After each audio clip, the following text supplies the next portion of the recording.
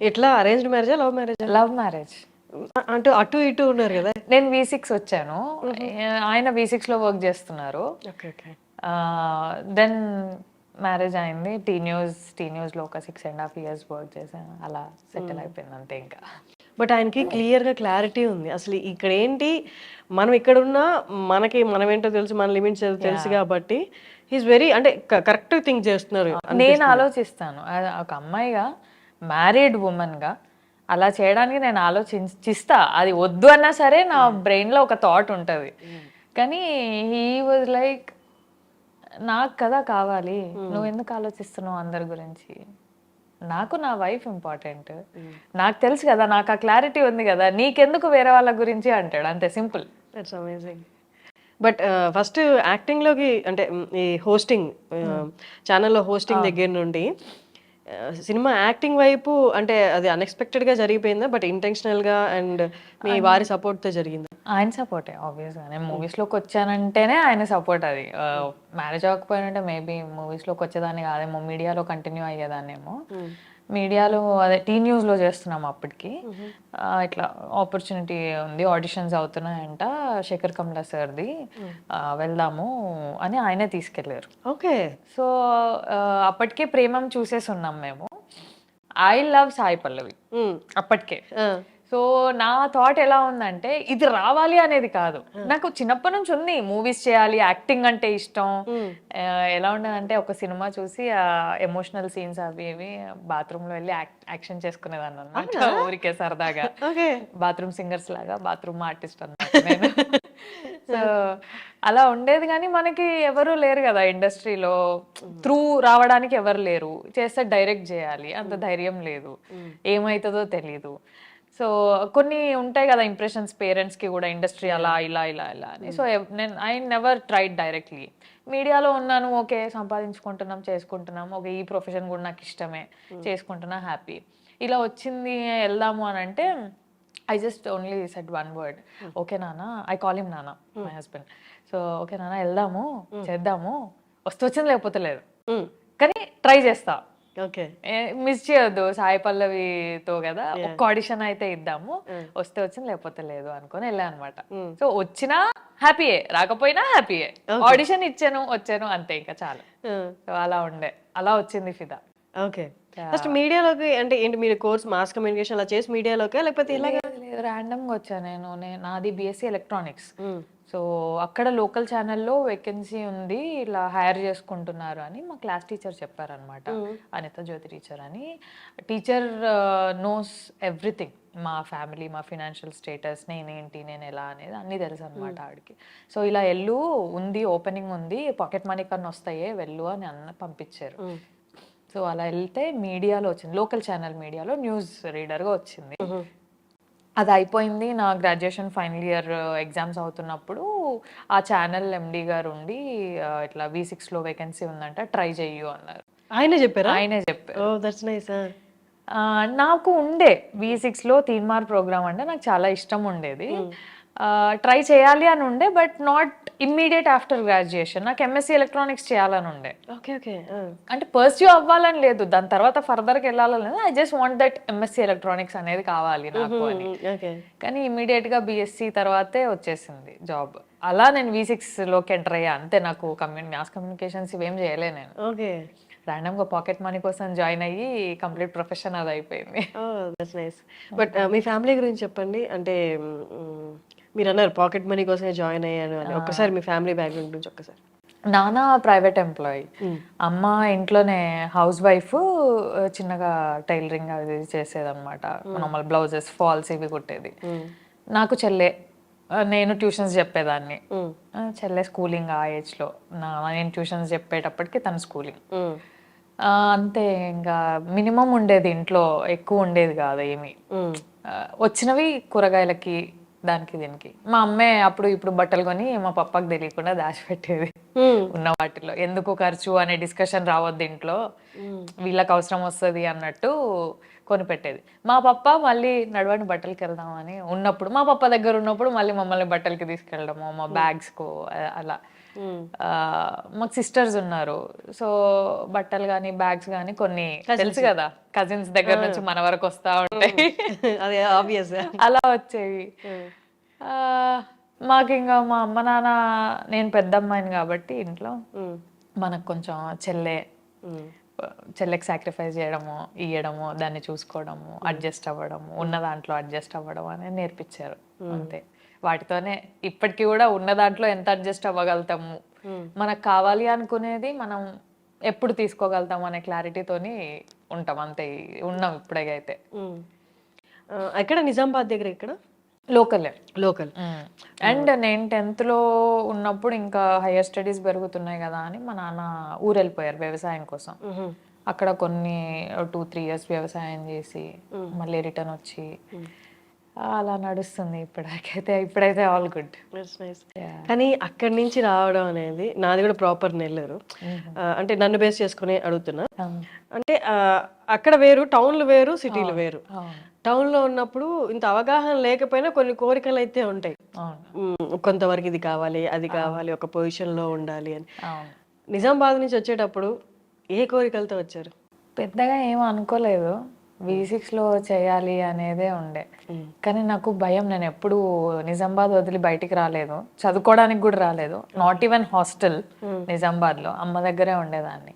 అప్పుడప్పుడు సరదాగా అమ్మ పప్ప ఇట్లా బెదిరించారు అనమాట, హాస్టల్ వేస్తామని. ఏడ్చేసేదాన్ని నేను ఉండను హాస్టల్లో, నా వల్ల కాదు అని. కానీ అట్లాంటిది గ్రాడ్యుయేషన్ తర్వాత ఫస్ట్ టైం హాస్టల్లో ఉండాలి, ఆ బెంగ, సిటీలో ఏం తెలీదు, బస్సులు పట్టుకోవాలి, బస్సుల్లో తిరగాలి, ఆ భయం ఉండింది అంతే. అక్కడ సెటిల్ అవ్వాలనేదే ఉండే కానీ ఫ్యూచర్గా పెద్ద ఏం ఆలోచించలేదు. ఫస్ట్ ఇది దాటగలిగితే చాలు. అండ్ అప్పటికీ నాకు తీన్మార్ అంటే ఇష్టం కాబట్టి దాంట్లో వస్తే చాలు, అందులో చేసుకోవాలి హ్యాపీగా అనేదే ఉండే. బట్ హైదరాబాద్కి వచ్చాక ఇబ్బందులు ఏం ఫేస్ చేయలేదా? టౌన్లో ఉన్నప్పుడు అంటే మన వాళ్ళు, మన ప్రపంచం అంతా, ఇక్కడ డిఫరెంట్ మైండ్ సెట్స్ ఉంటాయి.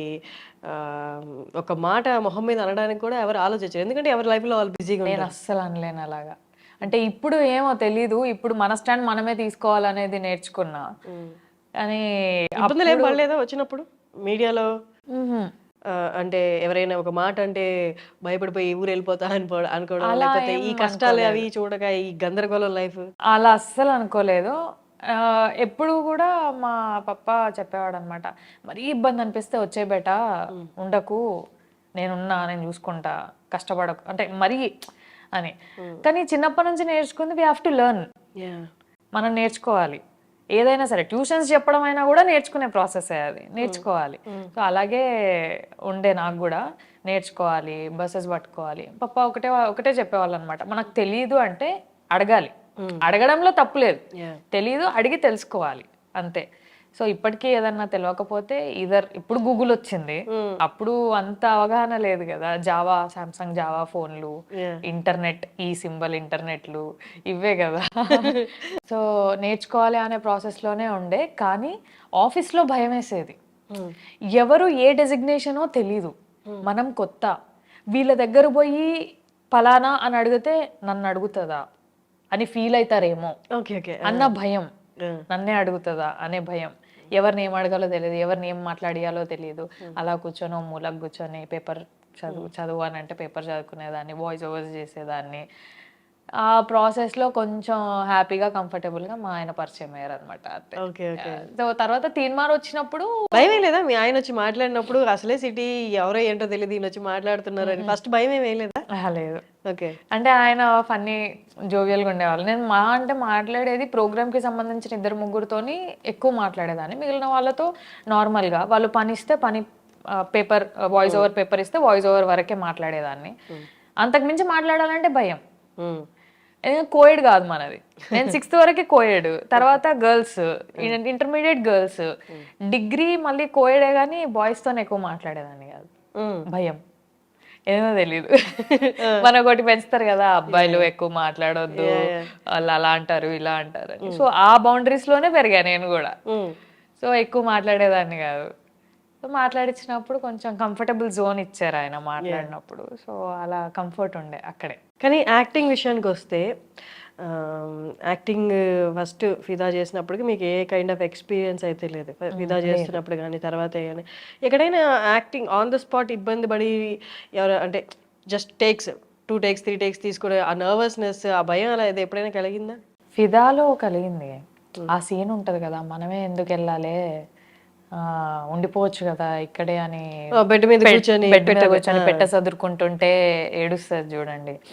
ఆ సీన్ కి అప్పటి వరకు నాకు భయం లేదు. ఆ సీన్ కి ఆవిడ నిజంగా ఏడుస్తున్నారు. షీ నాకు తెలిసి she imagined her sister going away after marriage. అదే సీన్ కదా, తనకి ఓ చెల్లు ఉంది. సో ఆ ఇమాజిన్ చేసుకొని ఆమె నిజంగా ఏడ్చేస్తుంటే ఆమె యాక్టింగ్ చూసి నాకు రావట్లేదు ఇంకా. నేను I think I took 11 or 12 takes. అప్పుడు నర్వస్నెస్ వచ్చేస్తుంది కదా, సెట్లో అందరూ మనల్ని చూస్తున్నారు. నాకు భయం వచ్చేస్తుంది, నేను చేయలేకపోతున్నా. శేఖర్ సార్ ఏమో నువ్వు ఆడిషన్లోనే ఈ సీన్ బాగా చేసావు, ఇప్పుడు రావట్లేదు అని అంటారు. నాకు ఇంకా భయం వచ్చేస్తుంది. ఇక దాన్ని హీ టుక్, ఇంకా లాస్ట్లో ఎక్కడి వరకు వస్తే అక్కడి వరకు తీసుకున్నట్టున్నారు. కానీ ఆ ఒక్క సీన్కి భయపడ్డా, తర్వాత కామన్ అయిపోయింది. అది ఫస్ట్ కదా నాకు, అన్ని టేక్స్ తీసుకుంటే ఏమంటారో ఏమనుకుంటారో అన్న భయం ఉండింది. తర్వాత అలవాటు అయిపోయింది. తర్వాత నాకు తెలిసి అన్ని టేక్స్ ఎప్పుడు తీసుకోలేదేమో. బట్ మీడియా జర్నీ ఎలా ఉంది, మూవీస్ ఎలా ఉంది? Both are different. మనకి V6లో నేను చేసిన తక్కువే. T news after marriage T news join అయ్యా, 6.5 years చేసా అక్కడ. అంటే టీ న్యూస్ ఎలా ఉంటే సెకండ్ హోమ్ లాగానే ఉంటుంది. అంటే అన్ని ఇయర్స్ వర్క్ చేసేసరికి మనకు హోమ్ కంఫర్టబిలిటీ వస్తుంది కదా, ఆ ఫీలింగ్ ఉంటుంది. మూవీ వచ్చి మల్టిపుల్ పీపుల్, ఒక్కొక్కరు ఒక్కొక్క వర్క్ లో ఉంటారు. ప్రతి సినిమాకి అందరు కొత్త. ఎవరైనా పాత సినిమా వాళ్ళు కనిపిస్తే అదొక మంచి ఫీలింగ్ అనిపిస్తుంది. ఆఫీస్ లో ఏంటి, రోజు చూసే మొహాలే, వీళ్ళెలాంటి వాళ్ళు తెలిసిందే. మనం ఎలా ఉంటాం, వాళ్ళు ఎలా రిసీవ్ చేసుకుంటారో కూడా తెలిసిందే. మూవీ అలా కాదు. మళ్ళీ ఇక్కడ సేమ్ ఇందాక చెప్పా కదా, ఎవరు ఏ డెసిగ్నేషనో తెలియదు. పోయి మీరు ఏం చేస్తారా అని అడగలేము, తెలుసుకోవాలి. వాళ్ళకు ఒకవేళ వెళ్ళి నాకు కొంచెం వాటర్ కావాలి అని అడిగితే వాళ్ళు ఫీల్ అవుతారేమో అన్న భయం నాకు అది చాలా ఉండేది. అట్లా కొంచెం ఫియర్స్ ఉండే. కానీ T news office is office, అది చాలా కంఫర్టబుల్. అక్కడ చాలా ఎంకరేజ్మెంట్ కూడా ఉండింది. యాక్చువల్గా టీ న్యూస్ లో చేసినప్పుడే ఫిదా వచ్చింది. వాళ్ళ ఎంకరేజ్మెంట్ వల్లే నేను మూవీస్ అండ్ ఆఫీస్ రెండు కంటిన్యూ చేయగలిగా, వాళ్ళ కోఆపరేషన్ వల్లే. లేకపోతే ఛానల్స్ లో అంత ఆపర్చునిటీ ఉండదు. ఎల్లమ్మా చేసుకో, ఎక్స్పోజర్ పెంచుకో, చెయ్యు, లీవ్స్ కావాలా తీసుకో. మూవీస్ కి నాకు చాలా కంఫర్టబుల్ గా ఇచ్చారు అసలు. మా CEO గానీ, సురేష్ సార్ గానీ, ఇంకా సంతోష్ సార్ గానీ చాలా కంఫర్టబుల్ ఉండే. ఈవెన్ ఫిదా తర్వాత సంతోష్ సార్ పిలిచి, బాగుందమ్మా మూవీ చూసాము, చెయ్యు ఇలాగే కంటిన్యూ చెయ్యు, మంచి మంచి మూవీస్ చెయ్యు అని చెప్పి అప్రిషియేట్ చేసి పంపించారు ఆ మూమెంట్ లో. కానీ ఇప్పుడు క్విట్ చేసేసారు, మీడియా క్విట్ చేసి ఓన్లీ ఇంటూ మూవీస్ కదా. క్విట్ చేసిన వెంటనే మూవీస్ అంతా అంత ఫ్రీక్వెంట్ గా వచ్చిండు కదా, బట్ మీకు ఫ్రీక్వెంట్ గా వచ్చాయా? లేదు. అప్పుడు డౌట్ రాలేదా, మేబీ నేను క్విట్ చేయకుండా? I took the risk. ఇంకా అంటే అది తెలుసు, ఆ రిస్క్ తెలుసు. ఇద్దరం సేమ్ ఇండస్ట్రీ కదా, నేను మా హస్బెండ్. రిస్క్ తీసుకున్నాను, ఇంకా తప్పలేదు. ఆయన అన్నారు డెఫినెట్ గా కంటిన్యూ షూట్స్ ఉండవు, షూట్స్ లేనప్పుడు నువ్వు ఇంట్లోనే ఉండాలి అంటే ఓకే, ఉన్న దాంట్లో ఎంత ఉంటే అంత అడ్జస్ట్ అయిపోతా. కానీ రెండు ఈక్వల్గా మళ్ళీ 1 month 2 months లీవ్స్ అంటే కూడా ఇస్తున్నారు కదా అని మనం తీసుకోలేము కదా, వాళ్ళకి ఇబ్బందే. ఎందుకులే ఇంకా మానేస్తా, కంటిన్యూ అవుతా ఇందులోనే అని చెప్పా. దాని తర్వాతే ఖుషి, అంబాజీపేట ఇవి స్టార్ట్ అయ్యాయి. సో ఐ థాట్ దీనికి నేను లిటరల్ గా 1 month 2 months 3 months కూడా షూటింగ్స్ చేయడం అయ్యింది. సో ఓకే, ఖుషి అంతా బయట కదా, బయట 1 month కాశ్మీర్ అయ్యింది. మిగిలిన 1 month on and of Hyderabad అయ్యింది. ఓకే, ఎలా ఉంది సమంతతో యాక్టింగ్? కూల్, ఆవిడ ఫ్రెండ్లీ. నేను ఎవరిని ఎక్కువ మాట్లాడిను, నాతో నాలాగా మాట్లాడే వాళ్ళతో బడబడ మాట్లాడుకుంటాం కానీ అంటే ఎవ్రీ ఆర్టిస్ట్ కి ఒక జోన్ ఉంటది, ఈవెన్ నాకు ఓ జోన్ ఉంటది. ఎవరైనా వచ్చి మాట్లాడితే నేను ఎలా ఫీల్ అవుతానో, నేను వెళ్ళి మాట్లాడినప్పుడు వాళ్ళు అలా ఫీల్ అవుతారేమో, వాళ్ళకి ఆ కంఫర్ట్ జోన్ అనేది లేకపోతే వాళ్ళు అలాగే ఫీల్ అవుతారేమో అన్న దాంట్లోనే ఉంటా నేను. సో నేను ఎక్కువ డిస్టర్బ్ చేయను. మాట్లాడినంత వరకు బాగా మాట్లాడేవారు సమంత గానీ విజయ్ గానీ, కూల్, రాగానే గుడ్ మార్నింగ్ హాయ్ బాయ్, ఆడవారికి బాగానే ఉండేది. అంతే. మీరు చెప్పిన ఇద్దరు పేర్లు సమంత కానీ సాయి పల్లవి కానీ అంటే వీళ్ళు వాళ్ళ హార్డ్ వర్క్కి చాలా మందికి వాళ్ళ హార్డ్ వర్క్తో చాలా మందికి గుర్తున్నారు. అండ్ ద సేమ్ టైం వాళ్ళ సక్సెస్ కూడా అందరు చూసింది. బట్ మీరు కలిసి వర్క్ చేశారు కాబట్టి ఒక్కొక్కరిలో యూనిక్ అండ్ బెస్ట్ క్వాలిటీ ఏదైనా ఉంది అంటే, యూనిక్ క్వాలిటీ బెస్ట్ వద్దులేండి తీసేద్దాం, బెస్ట్ అనేది very relative term. Unique quality మీకు అనిపించింది అబ్బా ఈవెంట్లో ఇది సంథింగ్ గుర్తుపెట్టుకోవాల్సిన క్వాలిటీ అనిపించింది ఇద్దరిలో? ఇద్దరిలో కామన్ పాయింట్ అయితే హార్డ్ వర్కింగ్. ఇప్పుడు తమిళియన్ అయ్యండి సాయి పల్లవి గారు, తెలుగు నేర్చుకోవడం ఒక ఎత్తు, తెలంగాణ నేర్చుకొని ఓన్ డబ్బింగ్ చెప్పుకోవడం ఒక ఎత్తు.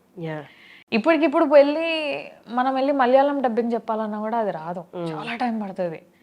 తను కష్టపడి నేర్చుకొని ఫస్ట్ ఫిలింకి సెల్ఫ్ తెలంగాణ డబ్బింగ్ చెప్పుకున్నారు ఆడ. Hard working. సమంత గారిది హార్డ్ వర్కింగ్ అంటే షీ బిల్ట్ హర్ ఎంపైర్. అసలు 14 years ఆఫ్ సెలబ్రేషన్ అయింది మొన్నే. అంటే 14 years ఆవిడ అంత కష్టపడి స్క్రాచ్ నుంచి వచ్చి ఒక ఎంపైర్ బిల్డ్ చేసుకొని now all over the world everyone knows Samantha. అది చాలా హార్డ్ వర్కింగ్. సో ఇద్దరిలో కామన్ పాయింట్ అయితే అదే హార్డ్ వర్కింగ్. యునీక్ అంటే ఎవరితో ఎక్కువ క్లోజ్గా మూవ్ అవ్వలేదు కదా.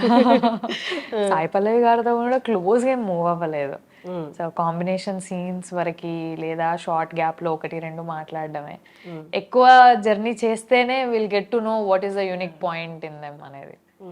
సో వీళ్ళ నుంచి నేర్చుకోవాలి ఏమైనా అంటే హార్డ్ వర్కింగ్, అండ్ పల్లవి గారి దగ్గర నుంచి స్టోరీ పికింగ్ అది నేర్చుకోవాలి. ఆమె చాలా అంటే ఎప్పుడో ఒకటి వచ్చినా కూడా ఆమె రోల్స్ పిక్ చేసుకోవడం అనేది యూనిక్ ఉంటుంది. అవును, రిలేటెడ్ గా లేకుండా.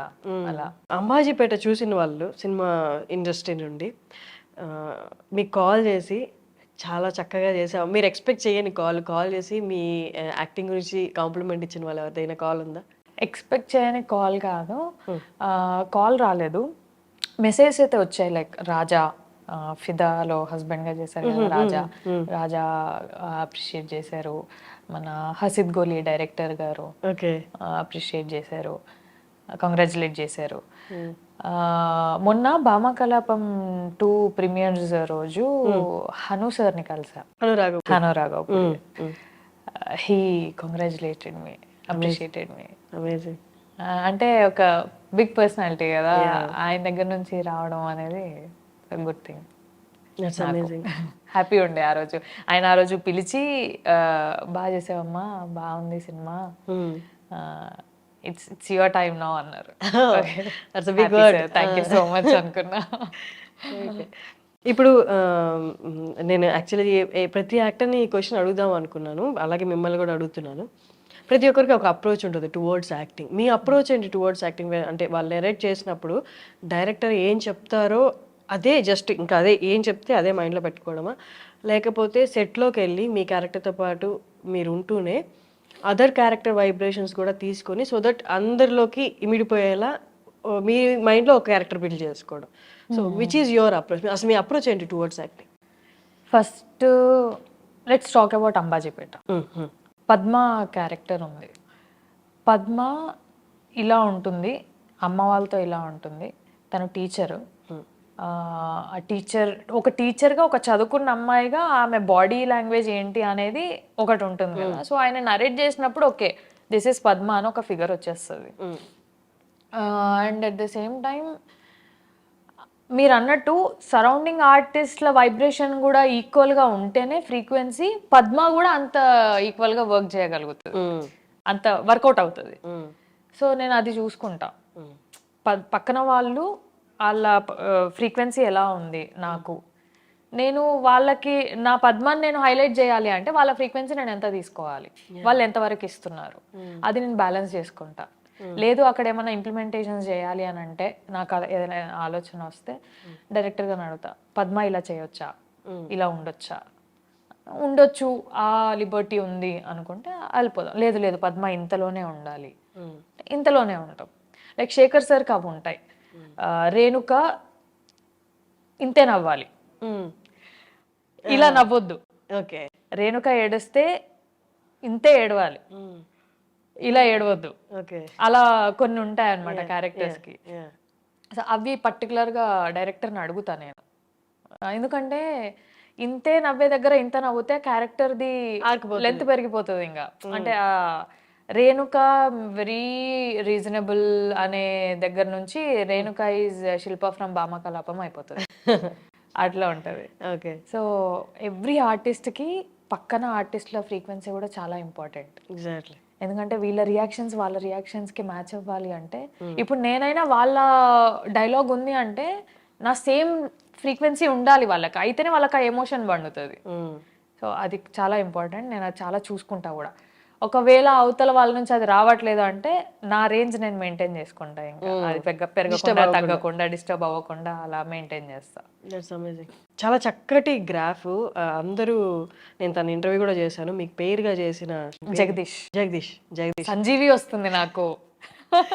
తనది యాక్చువల్లీ అందరూ జెలస్ గా ఫీల్ అయ్యే యాక్టింగ్ కెరియర్. బట్ ఎందుకైంది ఏమైందో మనకు తెలియదు ఎగ్జాక్ట్ రీజన్స్. బట్ జస్ట్ మన జర్నీ గురించే మాట్లాడతాము. ఆ జర్నీ అలా బ్రేక్ అవ్వడం అనేది, తన పర్సనల్ లైఫ్ పక్కన పెట్టేస్తే ఎంతో కష్టపడితే కానీ పాన్ ఇండియా ఫేమ్ రాదు. అల్లు అర్జున్ లాంటి గారి సినిమాని మొత్తం తనే వాయిస్ ఓవర్ ఇవ్వడం అంటే, అలా బ్రేక్ అయినప్పుడు ప్రతి ఆర్టిస్ట్ తనతో సంబంధం ఉన్న సంబంధం తనతో యాక్ట్ చేసినా యాక్ట్ చేయకపోయినా ఒక కైండ్ ఆఫ్ కన్సర్న్ చూపిస్తారు. ఓకే, తప్పు ఒప్పులు పక్కన పెట్టేస్తే మనకేం తెలియదు, మనం అక్కడ లేము కాబట్టి అబ్బా బ్రేక్ అయిపోయింది, ఎంత కష్టపడితే వస్తుందని. మీరు ఎలా ఫీల్ అయ్యారు అసలు ఆ న్యూస్ తెలిసినప్పుడు? ఫస్ట్ రియాక్షన్ అనేది మనం అక్కడ లేం కాబట్టి మనం పాజిటివ్ ఆర్ నెగిటివ్ మనం జడ్జ్ చేయలేం. ముందల్లా ఆ మనిషి ఒక్కరే, సో ఆయనకు మాత్రమే తెలుసు అక్కడ ఏమైందో. అది ఆయన పర్సనల్ అనేది పక్కన పెడితే, I know Sanjeevi very well. Jagadish Jagadish ఆయన మేము సెట్లో ఎలా ఉండేవాళ్ళము అనేది, ఆయన మాతో ఎలా ఉండేవాడు అనేది నాకు తెలుసు. సో నేను అక్కడ వరకే, నాకు అంతకు మించి నాకు అవసరం లేదు.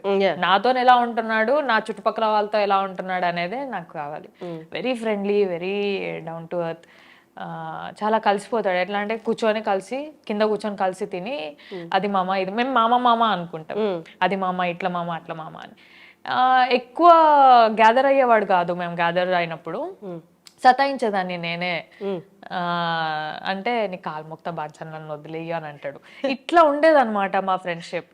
ఆ న్యూస్ విన్నప్పుడు అరే ఏమైందిరా, ఎందుకురా ఇట్లా అన్న ఫీలింగ్ అయితే వచ్చింది. He's going through his time, ఇంకా దాన్ని ఎవరు ఏం చేయలేరు. బాధ అయింది. అంటే ఇప్పుడు నెక్స్ట్ ఎవరన్నా ఇయ్యాలన్నా కూడా ఆలోచిస్తారు ప్రాజెక్ట్. అంటే వస్తుంది రాదు అనేది పక్కన పెడితే ఫస్ట్ ఆలోచన అయితే వస్తుంది కదా, అదైతే గుర్తొస్తుంది అలా అయింది తనతోని అని. ఐ ఫెల్ట్ బ్యాడ్ నిజంగా. ఈవెన్ మై హస్బెండ్ ఆల్సో, ఏమైంది ఏం కాలేదు అని పక్కన పెట్టేసేయు.